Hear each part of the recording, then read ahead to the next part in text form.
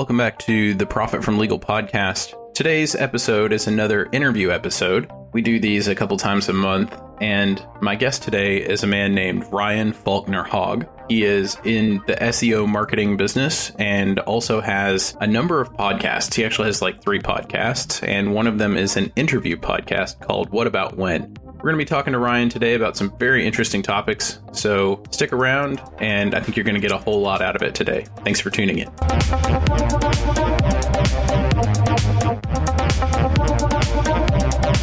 Welcome back, everyone, to the Profit from Legal podcast. We're doing another great episode for you today featuring an interview with a special guest. Our guest today is Ryan Faulkner-Hogg from Atlas Geographica, who writes and speaks about the gaping holes embedded into the very systems we build our lives around. He is the writer and publisher of everything at atlasgeographica.com and host of several podcasts, including the Incerto and Nassim Taleb podcast, the Geopolitics and Power podcast, and also the interview podcast, What About When? Thanks for coming on to Profit from Legal podcast today, Ryan. Thanks, Noel. Absolute pleasure to speak with you this afternoon.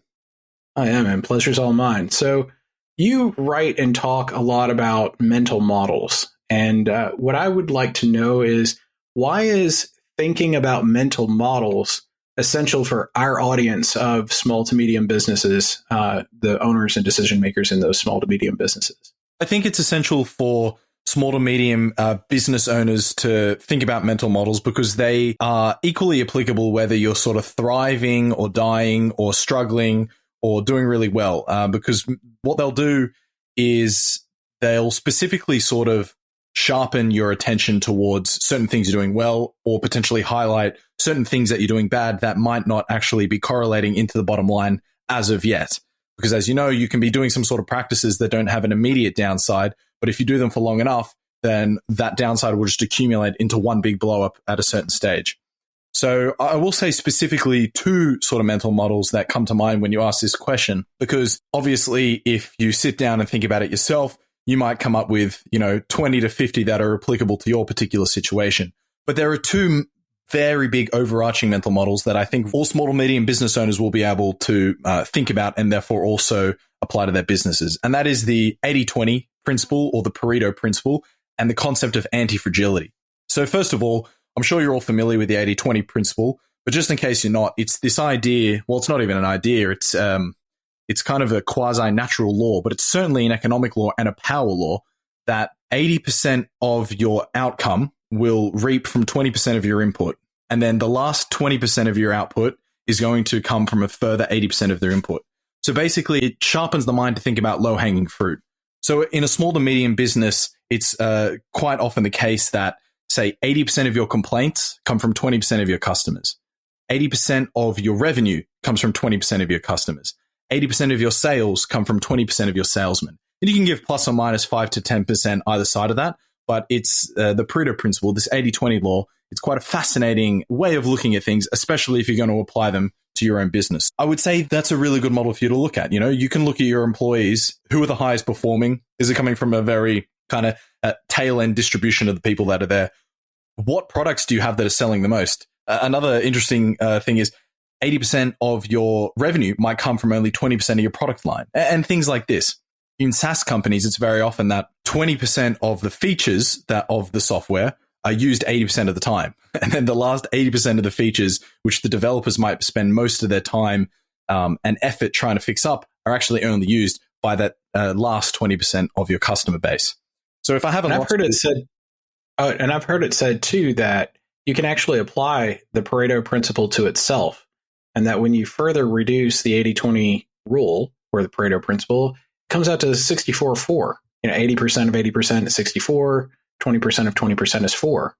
So you can actually use this to focus in on your results that you get from your initial Pareto principle assessments of things to laser in with even more precision. Yeah, totally. Noel, I wouldn't say it's like necessarily, I mean, it depends if that was how far you wanted to take it. I think the great thing about the 80-20 model as a mental model is that it is something that doesn't require all of your really focused attention. It's the idea of low-hanging fruit. If you apply the 80-20 principle to whatever small to medium business you have, look at the things that are giving you the most and costing the most of your time, and you'll probably should find that distribution in there somewhere. So that's the 80-20 principle. And then the next big mental model, which I think is extremely applicable to small to medium businesses, and I'm sure we'll get into this more a little bit later regarding COVID and sort of what the overnight fall off a cliff level of demand sort of proved about the fragility of a lot of small to medium businesses, not only in the United States, but around the world. This concept of anti-fragility sort of harks back to Nietzsche and many philosophers before him as well, who sort of suggested that what doesn't kill me makes me stronger. So it's the idea that you should position yourself so that you can never completely blow up, or that's an investing term, to lose all your money. But say in any sort of circumstance, lose everything. You want to position yourself so that when you get hurt, you actually have the capacity to come back stronger. You don't just sort of slap a Band-Aid on the wound and then return to where you were before. You sort of manage to come back stronger. So thinking about that in the practical terms is obviously specific to what business you have. But say you have a bad employee, and this person maybe stole from the business or just wasted hundreds of hours of productivity.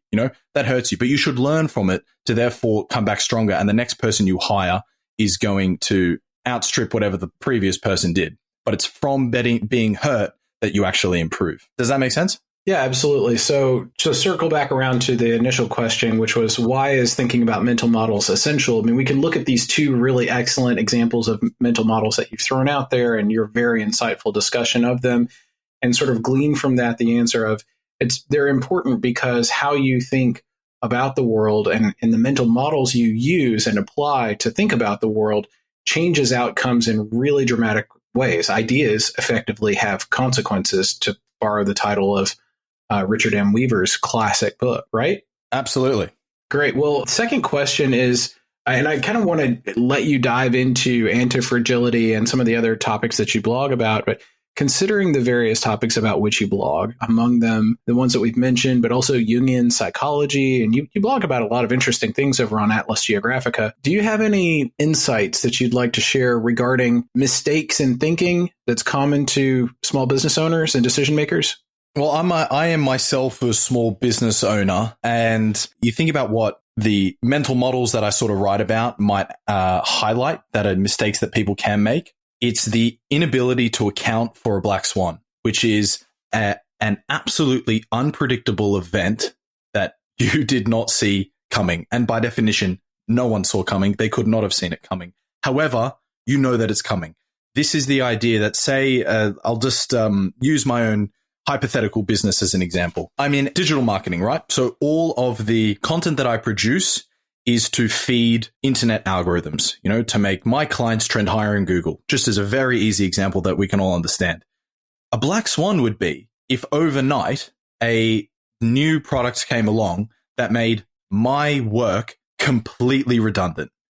Demand goes from X% where everyone's nice and comfortable to the next day, 0%. And now I'm stuck in a situation where I have absolutely no demand and no sort of groundwork for how I can build into meeting what this new criteria was. And it's the inclusion of this new software that is the black swan upon my life. A black swan doesn't have to affect everyone. It can be an event that affects you specifically, or your industry specifically, or your local town specifically. But the effect of it is such that you couldn't see it coming, but it threatens to completely destroy you. So I'm thinking about, that's a common mistake that I think really most businesses fall victim to. They just not preparing for the black swan, not being preparing for the aware black of swan. it, or would you say that it's not preparing for it, or not even being aware of it? Like, what would be that? Yeah, mistake? that's a good insight. I was just going to say not being prepared for it, but it's totally true that an actual ignorance to the awareness of it as well is a problem, because it's very, how can you predict a future of infinite possibilities based on the finite experience of your past? It's true that based on the past, you can think about, you can project into the future what your life should look at.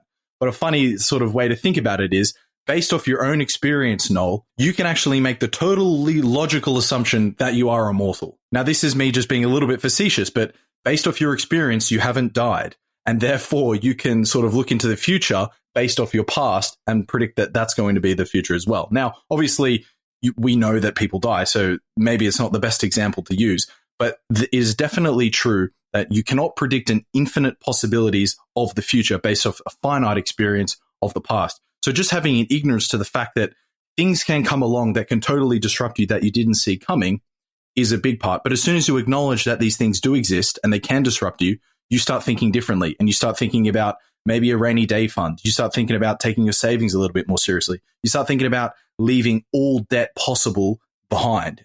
You start thinking about diversifying product lines. You start thinking about what an exit strategy might be. Like, this is kind of the consequences of starting to realize that there are forces in the world that we do not know of now, which actually have the potential to come through and totally wipe you out. So I would say maybe to answer your second question, specifically as a mental model, not considering the black swan. Yeah, definitely not considering the black swan, but also I think you're never going to consider the black swan if you don't have the perspective necessary to even know that it's a possibility. Like, there could be a black swan that happens to you. And really what we're talking about here, to put it in just the simplest terms possible, are blind spots. And the only way to fix or cure a blind spot is by improving your range of perception and having different perspectives. So in terms of I want you to present a great story or alternative that shows how you think we should change these perspectives. But I would encourage the audience to just also think about adding people to your team. We talk about that a lot in Profit from Legal, that if you're going to fix blind spots, and we talk specifically about legal blind spots, the best way to do that is by having a professional who's trained to see straight into your blind spots, point out things that could be massive disruptors for your business, and propose solutions for preventing those risks from becoming real problems for you. But what would you say is the best way to fight fragility? You know, like what's the best way to promote anti-fragility in your business and see the black swan coming and prepare for it? Yeah, I'll get to that in a moment. But just to comment on your blind spots comment, I think, yeah, you're totally right. Like, that's such a good practical way to start thinking about these types of things. Try and identify your blind spots, and there's a lot of practical ways you can kind of do that. I mean, talk to competitors, talk to people around you.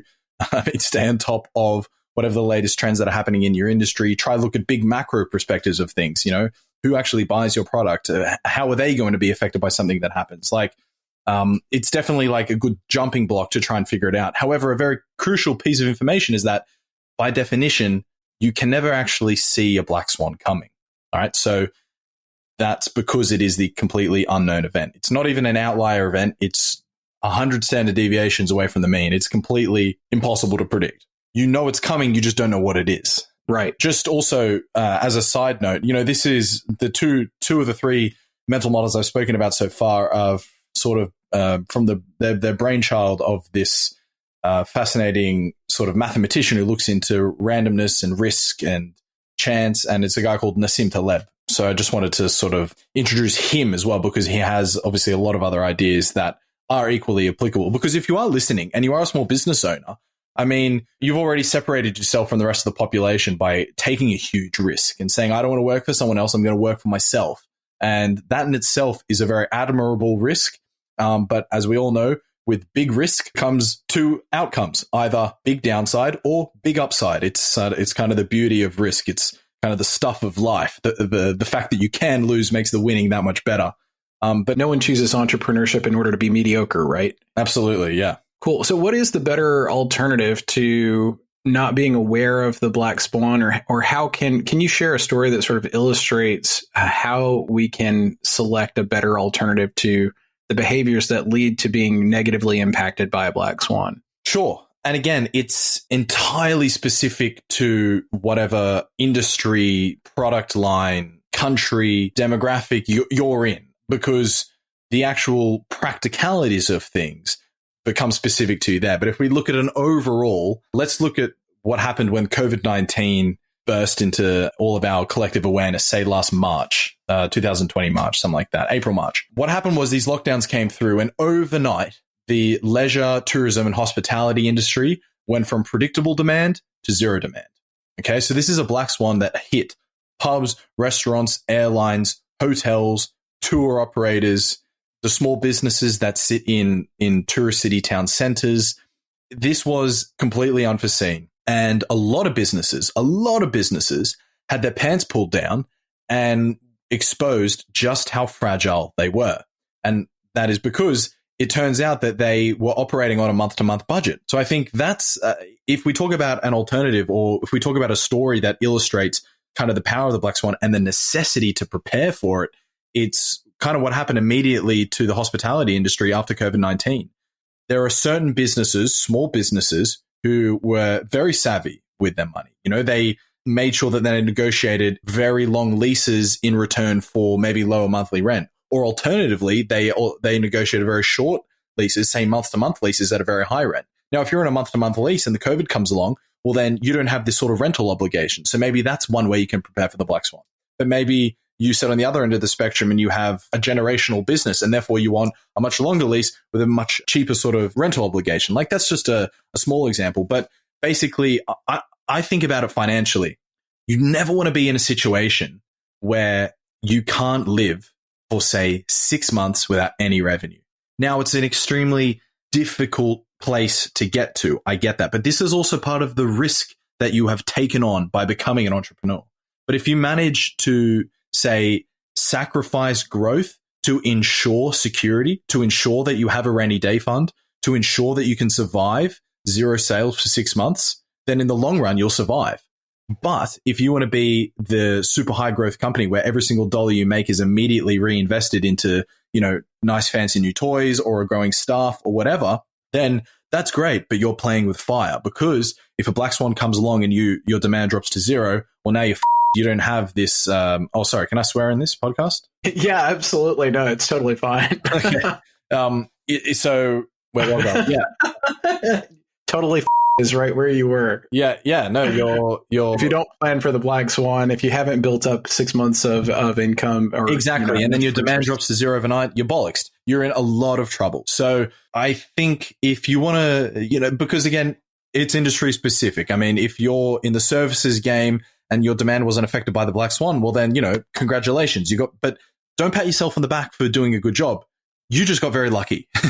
You know, because the black swan didn't hit you at this stage, but it will come around. And if you just take a very short view back through history, I mean, look at businesses from the 80s and look at the astounding changes in the trends of your specific industry in that time, and put yourself in the shoes of someone at that time and think, wow, would I have been prepared for this tectonic shift that happened within my industry? And I think that's, if you start thinking about the black swan, like you said, you start thinking about the blind spots. I think it sort of starts orientating you down this path where you are thinking about what can I do to minimize my huge risk exposure. Is anti-fragility more than just diversification? Yeah, it is, but diversification is certainly a practical way to think about it. I mean, anti-fragility is not for efficiency, right? Anti-fragility is anti-efficiency, because if you're hyper efficient, it means everything is totally dialed in and optimized, and each node has to complement the other node. But if you knock out one node, then the entire system falls down. Like, that's kind of, if you look at, if you were importing, if you had China involved in your supply chain, right, and then COVID comes along, all of a sudden you can't provide your end product because, say, 10% of the inputs came from China. Like, that's maximizing efficiency comes down to maximizing short-term productivity. But what you're talking about is longevity, not just short-term productivity. Yeah, precisely. Like, you might have to make sacrifices on your short-term productivity to then minimize your risk at blowing out in the long term. And that's something anti-fragile. Nassim talks about it a lot like this.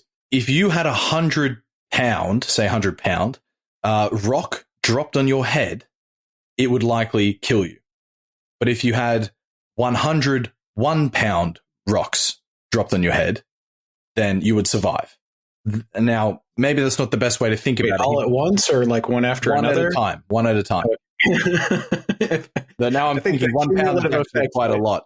Let's change it to You still might be missing a few marbles or a few crucial pieces after 101 pound rocks. No, that's definitely true.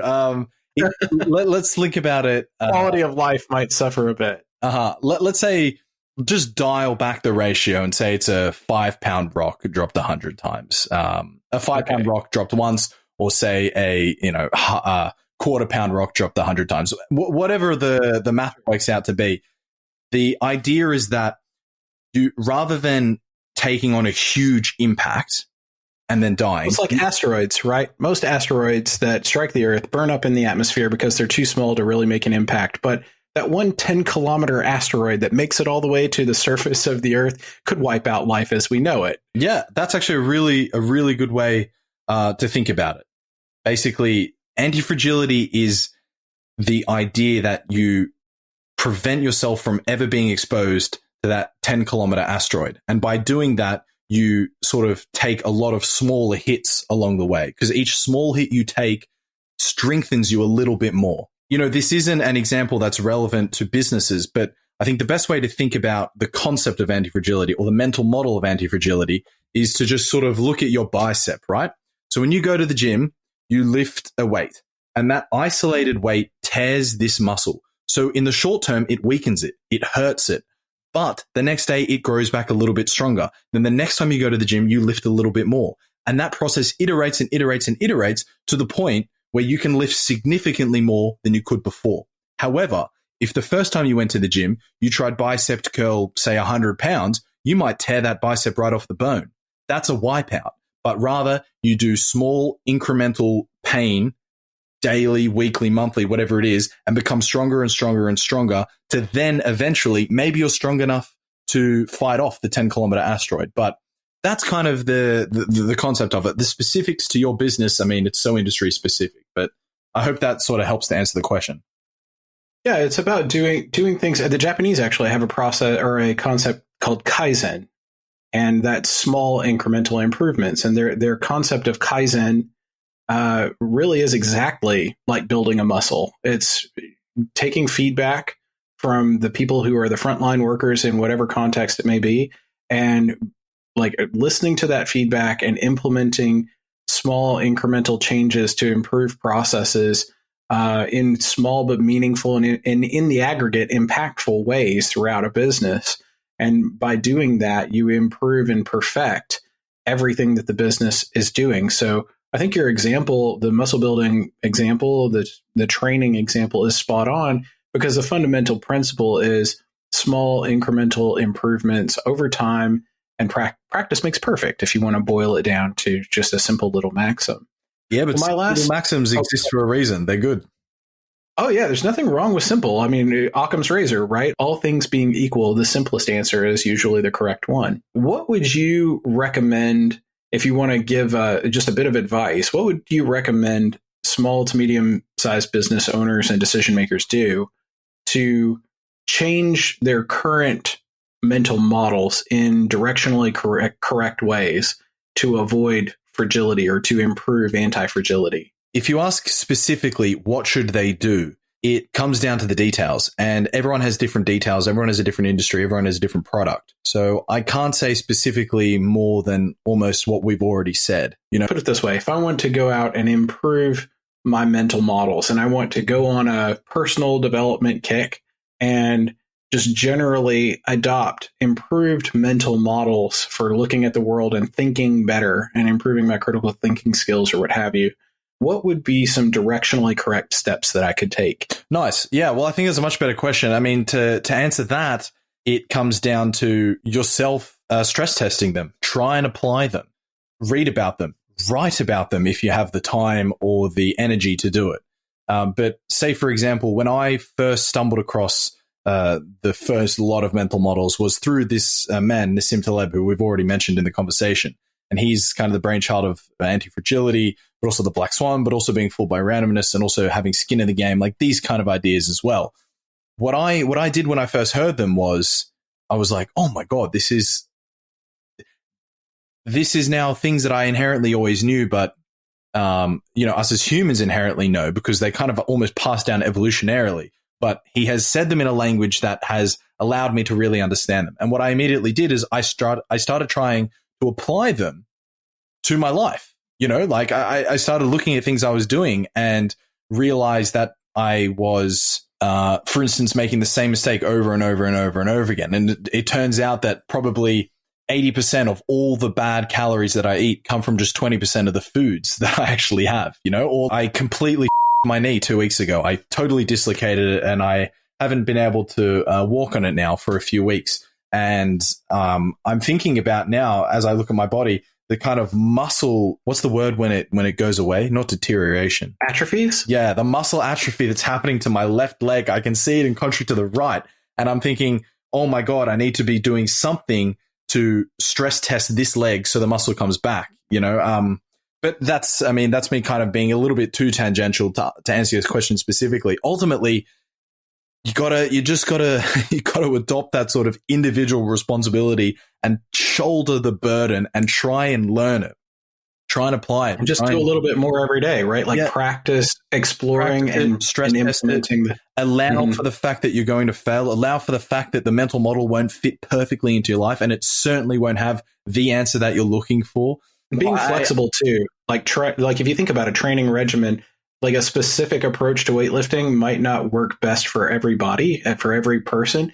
So you need to be able to pivot into different training regimens that will work better for your particular circumstances, right? That flexibility to pivot is super important to to finding the right training regimen for you. And so too with improving mental models, I would think. And also thinking about your business, if John, your neighbor, is in the exact same line of business as you and runs a very similar company and does something that completely changes the way his business operates, look, it might not be the exact thing that you need to do as well. It might be the case that whatever the sort of answer is that you're looking for is actually only going to be discovered from yourself. And there is no online internet guru or author or anyone who's actually going to give you the answer, unfortunately. Although it is very seductive and easy to try and look around to find someone to tell me what the answer is, at the end of the day, it's going to have to come from you. There's no such thing as a free lunch. Certainly, it all has to be hard won. And whether that's through implementing a good strategy or a good solution that someone else points out to you, or if it's discovering something because pretty much everything that's out there in terms of ideas or basic information is not the right solution for your business, you might need to develop a brand new answer to a problem for yourself. But sometimes there are good answers out there. There are people out there who have the answer for you. And even if you go out and you find that guru or that consultant or whomever it might be, and they point out to you the right solution for your business, it's still going to come down to you implementing that. So even the answers that come easily are not specifically valuable to you unless you do the hard work and you earn the implementation of that. Precisely. Yeah. Well, this has been a really interesting conversation. I've really enjoyed having you on. It's been just so great to be able to talk about thinking. Like it's a bit meta for most people. It's you're sort of meta thinking. You're thinking about thinking and talking about thinking. But I think that there is a lot of value in there for people, because what you started out saying about why mental models are important is absolutely crucial. The more you improve your ideas, the more you'll improve the actions that follow on those ideas. And as your actions and your behavior improves, your outcomes will improve. So it all starts with having good mental models, improving your thinking, having stronger critical thinking skills. Mm-hmm. It's absolutely essential for every entrepreneur. So I really appreciate you coming on to the Profit from Legal podcast and talking about that today. Amazing, Noel. Look, it was a really pleasure to have you as well. And if you want to talk about meta, the very idea of learning and reading and studying mental models makes you more anti-fragile, which is in itself a mental model. But I appreciate you coming on. And also, you're going to feature on my podcast as well. So hopefully your audience, if they want to hear a little bit more about you on the other side of the mic, they'll be able to tune into that as well. Absolutely. Tell us, I know we mentioned Atlas Geographica and we mentioned your other podcasts, but what is the best way for a member of the Profit from Legal podcast audience to connect with you? And what steps should they take, first steps in connecting with you? What steps should they take to get the most value out of that initial interaction? Nice. Well, I mean, connecting with me, if you were interested, is probably Twitter, and that'll be in the sort of show notes here. But basically, yeah, I run all these podcasts, but I also write. I mean, writing is kind of the center to my this kind of side project that you and I are participating in here with online creating content creation online. Because obviously, you know, we both have businesses, but it seems that there is something, sort of an intrinsic pleasure and ambition that we get out of doing things like this. So for me, that really comes through in the writing. If you just want to get a sort of introduction to what I'm talking about, I mean, today I posted an article on why Alexei Navalny is really embodying the epitome of what it is to have skin in the game. Whereas yesterday I read an article about why, Ethiopia's new infrastructure project on the Sudanese border is threatening Egypt's water fragility. So basically, there's going to be a very wide-ranging amount of things that you're going to find on there. And obviously, not all of it's going to be for you, but hopefully there is something there for you. And the best place to see all that is atlasgeographica.com, which also you will find in the show notes. So, I mean, visit the website, and if you like what you see, join the newsletter. And obviously, that'll also be a springboard to all the podcasts I'm doing. So as Noel said at the beginning, I'm running 3 podcasts. So it might be a little bit overwhelming to sort of dump that on everyone at one stage. So I think just visit the website and, see what you think. Every time I encounter an interesting person, or every time I appear to be interesting to people who encounter me, there's almost always a remark that's made about drinking from a fire hose. That just seems to be part and parcel of meeting interesting people, and people who have a lot of wide-ranging, diverse interests, who are prolific. They always present as people who just have a lot to say. It's very rare that a person has great depth without great volume. And so it certainly should not intimidate anyone who's interested in the things that you're saying, that you do actually have a lot of volume of content out there. If anything, it's exciting, right? Because it gives you a lot of really rich material to dive into at your own pace and read all of that. Sign up for the newsletter. Ryan Faulkner-Hogg, ladies and gentlemen, thank you so much for being on the Profit from Legal podcast. We look forward to future conversations should the opportunity arise. Nice, mate. And, I'm super grateful that you gave me the chance to come in here as well. So thank you very much. Absolutely. That's all for this episode of the Profit from Legal podcast, and we look forward to seeing you in the next one. Don't forget to subscribe on Apple Podcasts or wherever you listen to podcasts, and share it with your friends. We'll see you in the next episode. Thank you so much.